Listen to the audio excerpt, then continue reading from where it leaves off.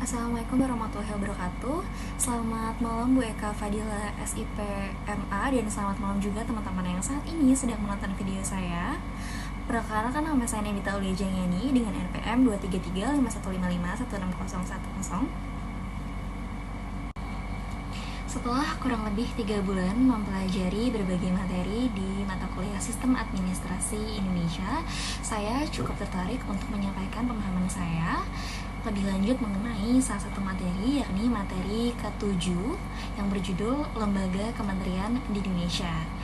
Serta pada kesempatan di video kali ini, saya akan menjelaskan lebih lanjut mengenai kementerian di Indonesia. Lalu berikut merupakan agenda atau beberapa topik yang akan saya bahas di video kali ini, yaitu yang pertama adalah sekilas tentang kementerian, nanti akan ada definisinya dan akan ada fungsinya. Dilanjutkan oleh kekuasaan presiden dalam pemerintahan. Selanjutnya ada 3 fungsi utama kekuasaan eksekutif, dilanjutkan oleh karakteristik pemilu presidensial. Selanjutnya ada struktur kementerian di Indonesia, ada pembentukan, perubahan, dan pembubaran kementerian di Indonesia, dan terakhir ditutup oleh kementerian dalam berbagai konstitusi di Indonesia atau evolusi kementerian. Masuk ke topik penting pertama, yaitu kita akan mengenal sekilas tentang kementerian itu sendiri. Jadi, kementerian adalah lembaga pemerintah yang membantu presiden dalam menjalankan tugas eksekutifnya di bidang-bidang tertentu. Di Indonesia, kementerian dipimpin oleh seorang menteri yang diangkat dan diberhentikan oleh presiden sesuai dengan kebutuhan pemerintahan. Setiap kementerian bertanggung jawab atas kebijakan dan administrasi dalam bidang-bidang spesifik seperti pendidikan, kesehatan, luar negeri, pertahanan, dan lain-lain. Fungsinya apa sih? Jadi fungsinya tuh dalam presidensial seperti di Indonesia, kementerian menjadi sarana utama presiden untuk menerapkan visi dan kebijakan pemerintah. Mereka membantu memastikan bahwa kebijakan dapat diimplementasikan secara efektif dan merata di seluruh Indonesia. Kementerian juga memiliki peran dalam melaksanakan koordinasi lintas sektoral dan mengawasi pelaksanaan kebijakan di tingkat pusat dan daerah. Nah, sebelum kita mempelajari lebih lanjut mengenai kementerian itu sendiri, alangkah baiknya jika kita mengetahui dulu nih, ada berapa sih kementerian di Indonesia saat ini. Jadi di era kabinet Indonesia saat ini, yang mana dinamakan Kabinet Merah Putih, yang dibawahi langsung oleh Presiden Indonesia kita yang baru saja dilantik pada 20 Oktober 2024 lalu, yakni Bapak Prabowo Subianto dan Wakil Presidennya Pak Gibran Rakabuming Raka, yakni total terdapat 48 kementerian di Kabinet Merah Putih, yaitu terdiri dari 7 kementerian koordinator dan 41 kementerian teknis. Nah, diantaranya tuh saya akan menyebutkan beberapa ya. Diantaranya tuh ada Menko Hukum, HAM, Imigrasi, dan Permasyarakatan, yakni Yusril Iza Mahendra. Kemudian ada Menko Perekonomian, Airlangga Hartarto. Ada Menko Infrastruktur dan Pembangunan Kewilayahan, Agus Harimurti Yudhoyono. Selanjutnya ada Menteri Dalam Negeri, Muhammad Tito Karnavian.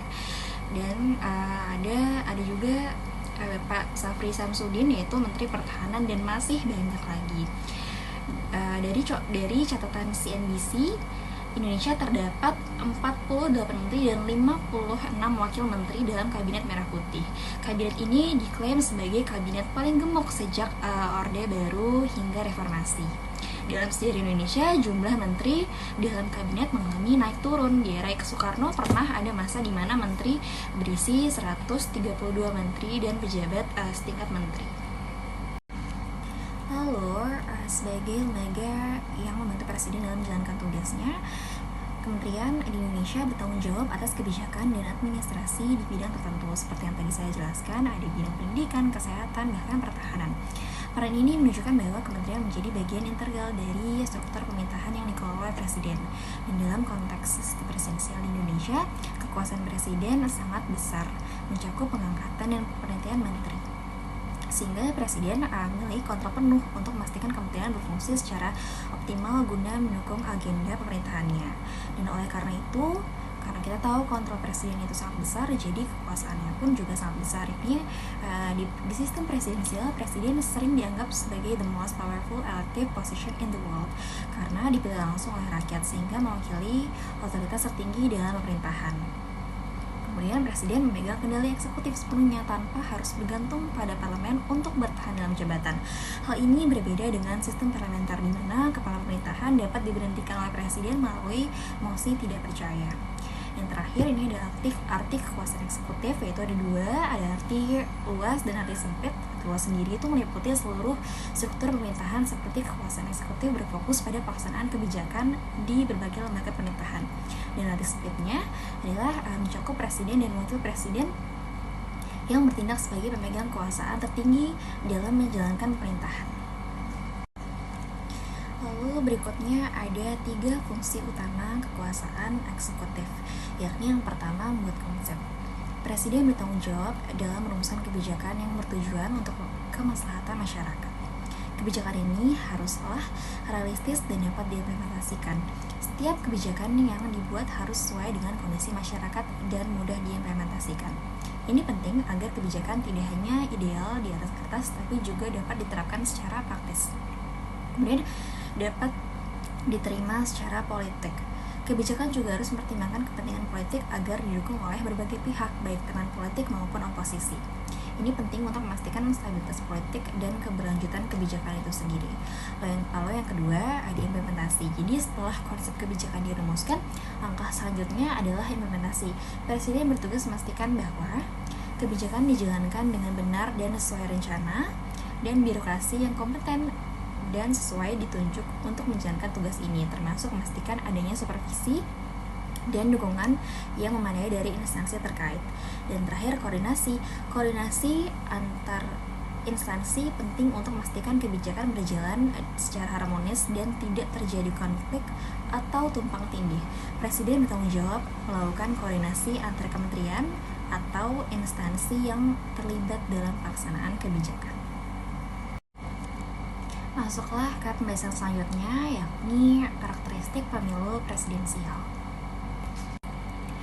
Yang pertama ada zero sum game. Sistem pemilihan presiden di Indonesia bersifat the winner takes all, yang berarti pemenang pemilu memperoleh semua kendali eksekutif dan tidak perlu berbagi kekuasaan dengan lawan politik.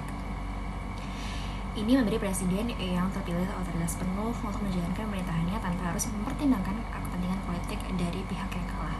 Selanjutnya ada pembentukan kabinet, yaitu presiden memiliki hak penuh dalam menentukan koalisi serta susunan kabinet.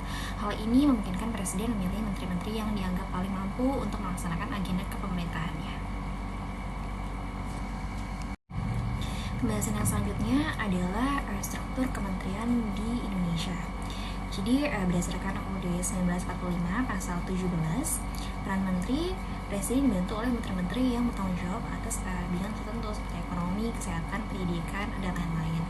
Serta presiden memiliki hak untuk mengangkat dan berhentikan menteri sesuai dengan kebutuhan pemerintahannya. Kemudian bagian urusan kementerian yakni adanya nomenklatur dalam UUD 45, yaitu kementerian yang disebut secara langsung dalam UUD, yaitu Kementerian Luar Negeri atau Kemenlu, Kementerian Dalam Negeri atau Kemendagri, dan Kementerian Pertahanan atau Kemhan memiliki peran strategis yang tidak dapat diubah. Selanjutnya ruang lingkup dalam UUD 45, yakni kementerian yang cakupannya disebut dalam UUD seperti Kementerian Ekonomi, Kementerian Agama, dan Kementerian Pendidikan.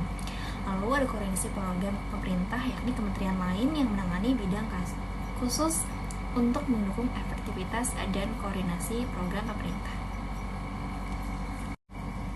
Masuk pembahasan selanjutnya, yakni pembentukan, perubahan, dan pembubaran kementerian di Indonesia.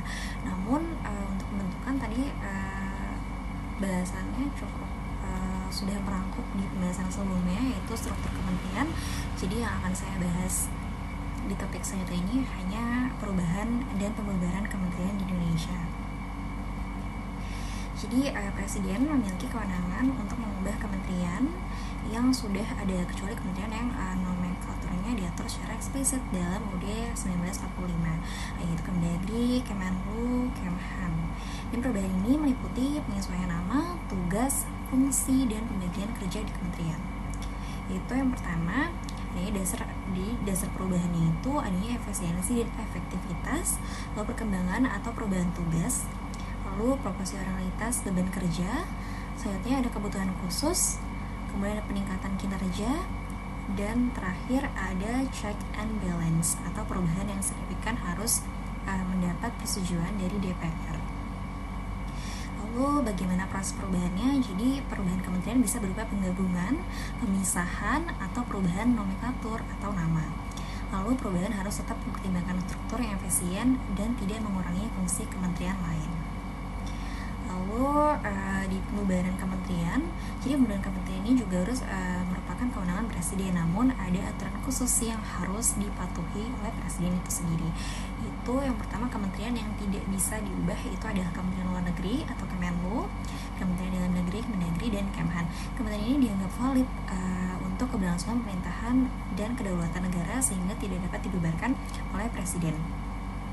Lalu apa saja kementerian yang dapat diubah, yakni kementerian lain yang tidak diatur secara eksplisit dalam UUD dapat dibubarkan jika dianggap tidak lagi relevan atau efisien. Misalnya kementerian yang lingkup tugasnya sudah diintegrasikan ke kementerian lain, atau kementerian yang dianggap tidak produktif dalam mendukung program pemerintah. Dan dasar pembubarannya itu yang pertama efisiensi, lalu tidak relevannya, lalu koordinasi perintah, jadi untuk menghindari tumpang tindih dan mempermudah pengelolaan kebijakan lainnya. Dan tentu saja ini poin penting, yaitu persetujuan dari DPR. Dalam beberapa kasus pembubaran kementerian memerlukan kesetujuan DPR untuk menjaga prinsip check and balance itu sendiri. Dan masuklah kita kepada topik yang terakhir, yaitu kementerian dalam berbagai konstitusi di Indonesia atau evolusi kementerian. Jadi pertama, udah naskah asli pada awal kemerdekaan, struktur kementerian disesuaikan dengan kebutuhan dasar pemerintahan yang baru. Selanjutnya, pada konstitusi RIS atau Republik Indonesia Serikat, bentuk negara RIS adalah federal sehingga kementerian diatur oleh Perdana Menteri dan bukan presiden. Lalu dalam sistem parlementer RIS, presiden tidak memiliki kekuasaan eksekutif seperti dalam sistem presidensial. Lalu pada UDS atau UD sementara, alat kelengkapan negara diantaranya mencakup para menteri yang berperan membantu tugas kepala negara. Dan di UD perubahan, sistem setelah reformasi, presiden tidak dapat mengalihkan kekuasaannya kepada menteri jika masih ada wakil menteri. Baik, itu tadi pemaparan mengenai pemahaman saya tentang materi ketujuh ini. Semoga bermanfaat bagi yang telah menonton. And thank you for watching. Wassalamualaikum warahmatullahi wabarakatuh.